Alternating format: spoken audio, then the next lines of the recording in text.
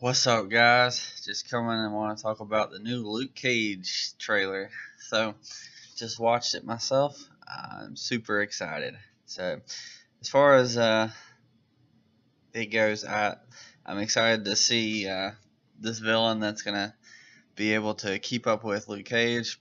Luke apparently has a lot of the same powers as Luke Cage does. I don't know as many of Luke Cage's villains. Honestly, he's not my favorite of the Defenders. Uh, I like Daredevil I like Iron Fist the best. Hence the shirt. Um, Iron Fist is my favorite, um, and I honestly didn't really care for uh, how he was portrayed in his own show of Iron Fist. And then I like Daredevil, which was a solid uh, couple seasons, and then Luke Cage would be my next, and then Jessica Jones. I think Jessica Jones and Luke Cage really just need to go ahead and get together, because we're all waiting for that to happen. They had that little weekend together or whatever in Jessica Jones season 1, but yeah, that wasn't really enough.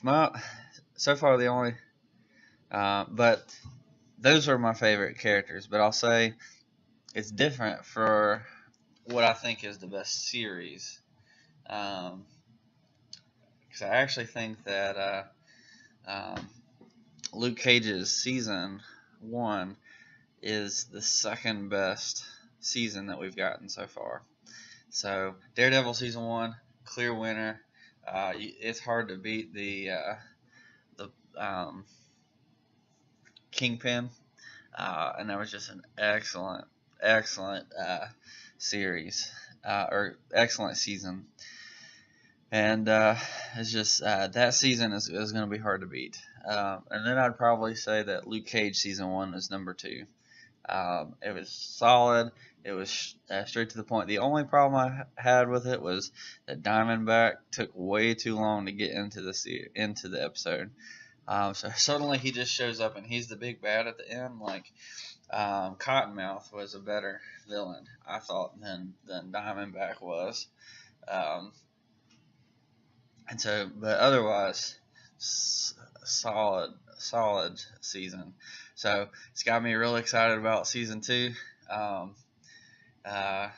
And I've heard rumors that Iron Fist is going to show up in the end. I think Emergency Awesome talks about that a little bit. So I'm stoked about that. I'm hoping he'll have his comic book costume on. That would be awesome. That's one of the things I didn't like about the Iron Fist season. It did a lot of mysticism, which I don't mind, but it was so outlandish, I guess. You had what's his name constantly coming back from the dead, and that just gets old with comic books. People dying and coming back. I guess he was immortal. It was okay. It was okay. But everything that he had to do with the hand was excellent. What I didn't like was when he did with his father's business partner. It just got boring after a while to me. That and the fact that I don't think they really got Danny Rand's character correct. For me, Danny Rand is a pacifist. He semi-pacifist. He only fights when he has to. Yes, he goes and stops the hand because that's his directive, but at the same time, he's not going to. He just always seems in this series to be constantly running after the bad guys. Or I feel like Danny Rand's a guy who sits back and lets them come to him, and he's very calm and peaceful, and he only fights when he has to. So I feel like he'd probably use his words first and his fists second. If the words don't work, the hands are going to take care of you. But I feel like that's the character of Iron Fist. and I just didn't like that he was constantly running into battle, and it's like, I mean, I love the action. It was amazing, and honestly, I I geeked out or nerded out when uh, in the Defenders, um, when him and Luke Cage met. That was beautiful. That was beautiful. So I am stoked that we're gonna get Luke Cage and Iron Fist team up in this series. That's gonna be great. Um, so I'm excited about that. We have what's her name, Misty Knight. I think that's her name. She's got the bionic arm, so that's pretty cool. I thought that was really funny with their underhanded jabs at each other about being a sidekick and stuff. That was funny. Of course, he's like, "It's my show," which is funny. Yeah, it is his show. It's called Luke Cage for a reason, because it's Luke Cage. So that was fun. I'm really excited. We're gonna have. It's really gonna stretch his character because so far, like, Luke Cage just hits hard, and he's bulletproof. So those are the two main things about him: bulletproof and hits hard. Um, which is really good for where he lives, but and the atmosphere in his choice of live and where he lives and what he tries to do is perfect for him. But when you have a guy like this new villain that's coming that can that's got the same strengths as you do, but is an amazing fighter, well, it's time for you to step up and become an amazing, a good fighter too. So, who better to train you than Danny Rand? So, the Immortal Iron Fist. Actually, one of my favorite parts of the Defenders was Danny Rand going, "I'm the Immortal Iron Fist." So there's this mystical land called Kunlun. And, oh, it's so funny.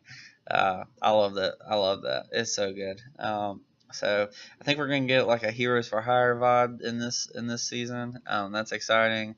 I love Iron Fist, and him and Luke Cage are destined to be together, but as buddies.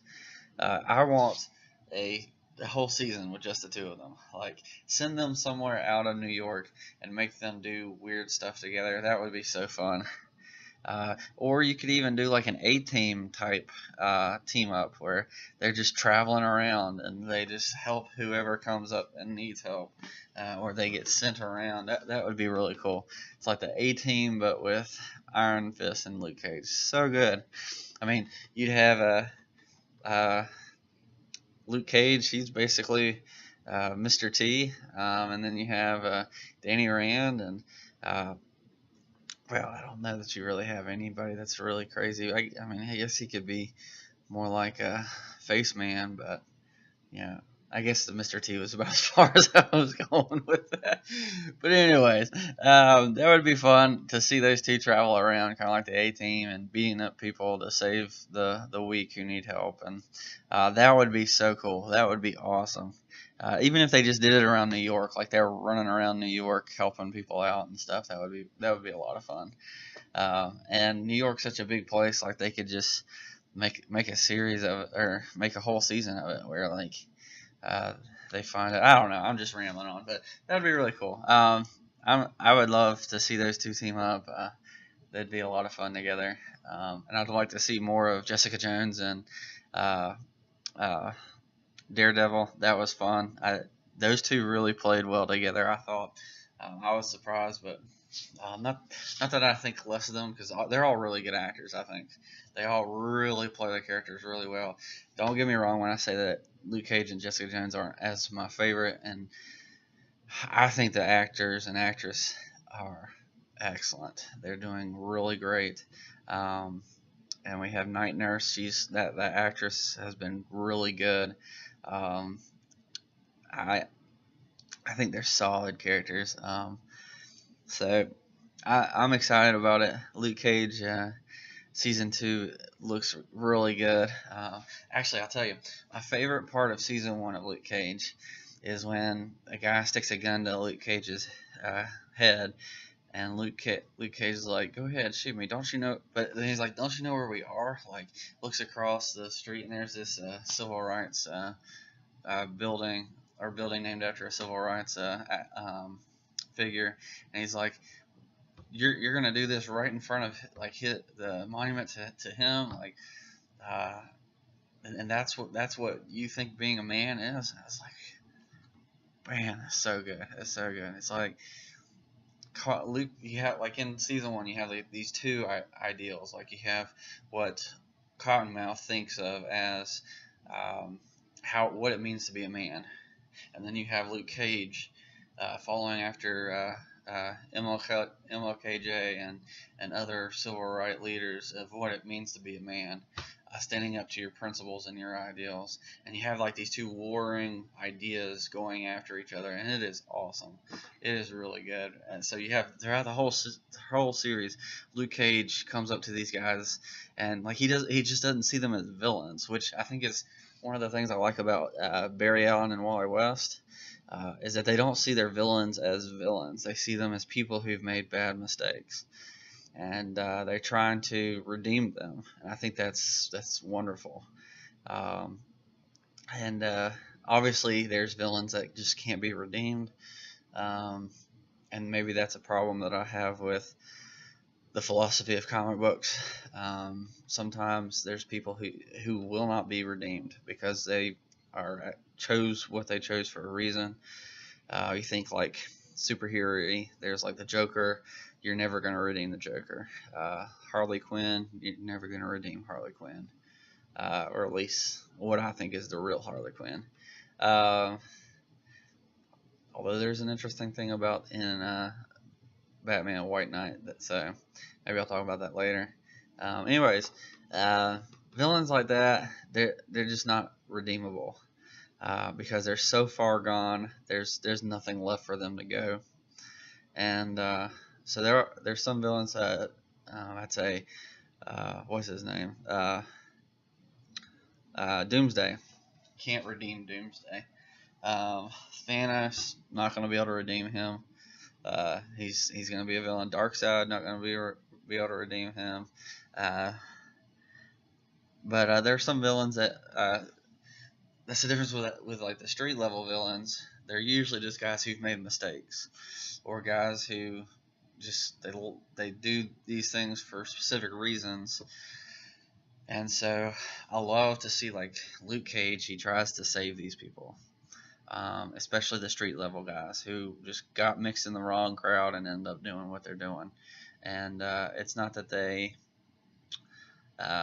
necessarily want to be doing what they're doing, but that's what they're doing because that's what they think they need to do to survive. And but he's like, listen, like that's not what being a man is. Being a man is living up to your responsibilities and acting out, living virtuously. Challenging others to live virtuously, to save and protect the weak and poor. And then you have this Cottonmouth who's saying no, being a man is surviving, like being as strong as you can, and getting as high as you can, and getting as much as you can, and don't let other people get in your way about that. Doing whatever you want to, being cool, all that kind of stuff, and it's just these clash of ideals, and it's so good. I love it. The Luke Cage just like the actor just knocks it out of the park. He's amazing as Luke Cage. I love it. One of the problems I've heard about like Luke Cage in the comic books recently is that he's not really. He's too passive. Luke Cage ain't passive.